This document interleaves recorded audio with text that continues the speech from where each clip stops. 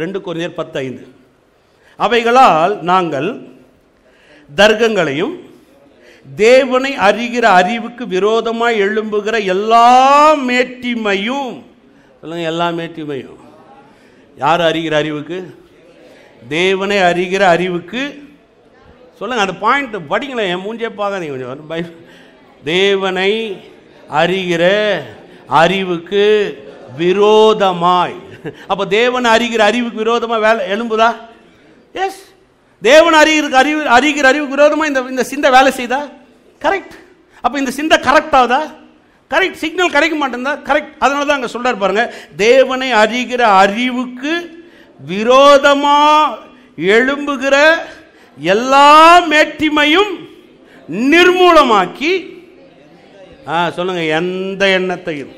சொல்லுங்க, எந்த எண்ணத்தையும். பக்கத்தில் சொல்லுங்க, எந்த எண்ணத்தையும். கூப்பிட்டு சொல்லுங்க, எந்த எண்ணத்தையும். இப்ப எந்த எண்ணத்தையும் கிறிஸ்துவுக்கு கீழ்ப்படிய சிறைப்படுத்துவர்களாய். கரெக்ட். இப்ப இது என்ன நிறைய வேலை செய்து பாருங்க. தப்பு தப்பா வரும், தப்பு தப்பா பேசும், தப்பு தப்பா காரியங்கள் வரும்.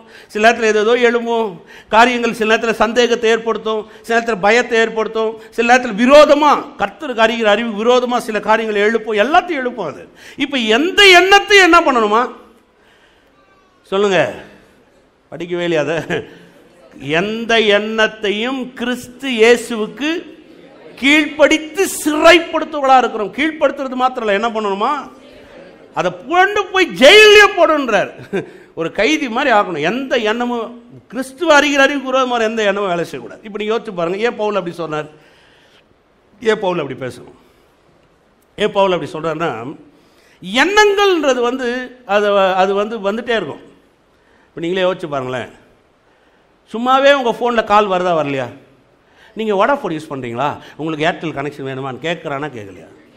சொல்லுங்கள். உடனே அப்படிங்களா, உடனே அந்த ஸ்கீமுக்கு நான் மாறிட்டுமான்னு கேட்குறீங்களா? ஃபோனை வைக்கிறியா? இருக்கிறதே தாங்கலை, ஒத்துக்கிறோமா ஒத்துக்கலையா? 100 SMS ஃப்ரீயாக வருதா வரலையா? உங்களுக்கு இங்கே ஷாப்பிங்கில் ஃப்ரீயாக போடுறான், அந்த இடத்துல ஃபீஸா ஃப்ரீயாக தரான், இந்த இடத்துல அந்த டிஸ்கவுண்ட் வருதா வரலையா? நீங்களே எனக்கு சொல்லுங்கள், வருதா?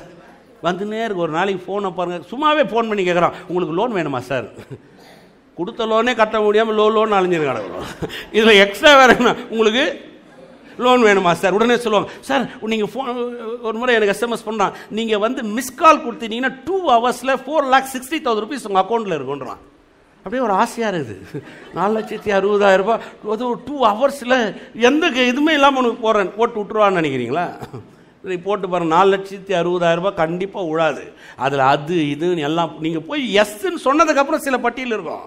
அது ஆக்டிவேட் இது பண்ணணும், அதை பண்ணணும், ஒரு 60,000 ரூபாய் அவனே சாப்பிட்ருவான். கரெக்டாக இல்லையா? நமக்கு தான் தெரியுமே, எல்லாம் அடிப்பட்டு எல்லாருமே நூலாகி தான் உட்காந்துக்கிறோம். லோன் வாங்காது இருக்கிறவர்கள் கரங்களை உயர்த்துவோம். சூப்பர் பாஸா பிரதர், வேற சூப்பர். லோனே கிடையாதா? சே, ஒருவேளை யாரும் அவங்களுக்கு கொடுக்கலன்னு நினைக்கிறாங்க. இல்லைங்க, முடியல. ஏன்னா ஏதாவது ஒரு வகையில் என்ன பண்ணிடுறாங்க. ஆனால் ஒரு சிலர் இருக்கிறாங்க லோனே வாங்காமல் ஒன்றும் இல்லாமல். எனக்கும் பர்சனலெல்லாம் லோன் ஒன்றும் இல்லைங்க, சர்ச்சுக்கு மட்டும் உங்களுக்காக கடன் மட்டும் உட்காந்துக்கிறாங்க. எனக்கு பர்சனலாக 10 பைசா கடன் கிடையாது. எனக்கு பர்சனலாக எனக்கு கடை இருக்குன்னு யாரும் சொல்லவும் முடியாது, எதுவும் கிடையாது. பரவாயில்ல, ஏதாவது உண்மை. அதாவது இந்த எந்த எண்ணத்தையும் என்ற அந்த வார்த்தை ரொம்ப முக்கியம். இது ஆவியானவர் எதிர்பார்க்கிறார். ஏன் எதிர்பார்க்கிறாருன்னா, இப்போ ஆவியானவர் சில விஷயம் சொல்லணும்னா அதை ரிசீவ் பண்ணுறதுக்கு எனக்கு அந்த மெயின் வேணும். இப்போ அந்த மெயின் இல்லை, அந்த எண்ணம் இல்லைன்னு சொன்னால் என்னால் ஆவியானவர் பேசுறதை கேட்கவே முடியாது. ஏன் கேட்கவே முடியாதுன்னா எனக்கு அந்த எண்ணம் இல்லை. அதனால தான் இங்கே சொல்றாரு. அப்போ ஆவியானவர் நம்ம பேசுறது புரியாமல் இருக்கிறது காரணம் என்ன? நம்ம எண்ணங்கள். பாருங்க, இந்த எண்ணங்கள்ல தான் குணாதிசயங்கள் அடங்கி இருக்கு. எத்தனை பேர் தெரியும்? ஒருத்தன் நினைவு எப்படியோ அவன் அப்படியே இருக்கிறான். ஒருத்தனுடைய குணங்கள் எப்படி இருக்கும், அவன் எண்ணங்கள் அப்படியே இருக்குங்க. அப்ப அவன் எண்ணங்கள், குணங்கள், கேரக்டர் இதெல்லாம் இதுக்கு சம்பந்தமா இருக்குது. இப்ப ஆவியானவர் என்னோட பேசணும், ஆவியானவரை நடத்தணும்னு சொன்னா முதல்ல எங்க வரணும்னா கிறிஸ்து இயேசுவில் இருந்த சிந்தையே உங்களில் அங்க வந்தா இது கரெக்டா வேலை செய்யுது. ஏமே